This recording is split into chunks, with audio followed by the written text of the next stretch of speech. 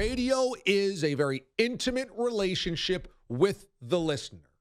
It's why all of us are passionate about this. This is the platform, Pete, I think you are most passionate about. Am I right? Because of the connection we have with the audience. Yes, correct. It is a trust that you have, an intimacy you have with an audience because you see them every day. They talk to you every day. You greet them every day, and you do it for hours. You might watch a TV show, a sports television show, a debate show might be on an hour, half hour, 2 hours, what have you. You might watch a game and know the broadcasters once a week. This, that, the other thing. You have a familiarity with some of the voices that you read or listen to or watch. But for radio itself, it's you and that person. It's you and that audience member. And we're there constantly. A radio broadcast team in baseball is with you 6 months of the year, every single day or night.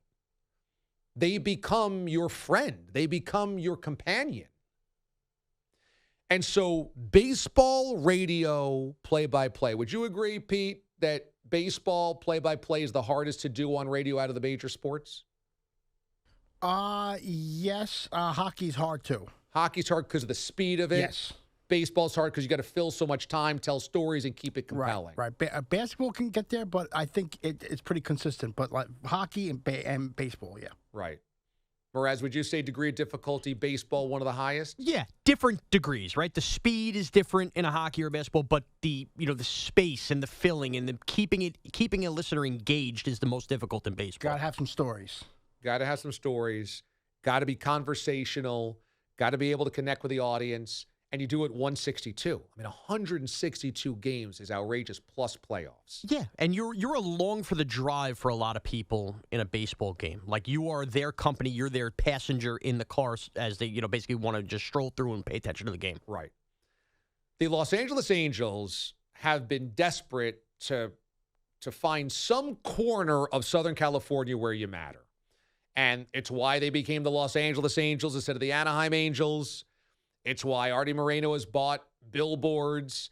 It's why they've gone all in with Mike Trout and Shohei Ohtani. It's why they've spent a lot of money. It's that it's a competitive sports market. Southern California is not one where you grew up as an Angels fan, and so you'll just listen to 162 games.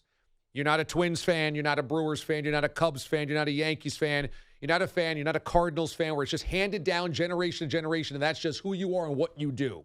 It's Southern California. You got a lot of good options to do. In the middle of the summer, if the Angels are 8 games out, 12 games out, you're like, you know what? I don't need to listen to this. I don't need to pay attention to this. And the Angels, who have only won one World Series of their entire franchise's history, are desperately craving more relevancy. Artie Moreno has decided, again, to save the money on sending the radio team on the road. And this is absurd. It's absurd because of a couple of reasons. Number one, just the job that you can do by traveling with the team is significant. You're on the road, so you're at the ballpark. The only thing you can call into a microphone when you're watching on TV is what the TV cameras show you. You cannot see anything else. So that's limiting and telling the story of the game. Obviously, the experience of being at the ballpark, how it feels, how it sounds, how it looks. You have to be there to really describe it. But most importantly, you were with the players and the manager and the coaches. So you are talking to them incessantly while you're on the road in the middle of a road trip, while traveling. You're waiting for the luggage to come off, or you're on the team bus going to the hotel, or you're in the buffet line wherever you're having breakfast or whatever, and you get to say, hey, so last night on, the 3-2 count, what'd you see there? Why were you taking, or why'd you send the guy there? Or, I noticed this against this pitcher last time we were here. What do you think about him this time? There's so much you can glean by being on the road with these players. You have to be there. Also, 28 other teams go. And so now the Angels radio play-by-play team is just sitting there twiddling their thumbs, feeling like second-class citizens in a league where everybody makes money hand over fist. But even that's not the most important part about this. The most important part about this is you have two generational players. You may never, as an organization, ever experience this, that you have Mike Trout and Shohei Ohtani.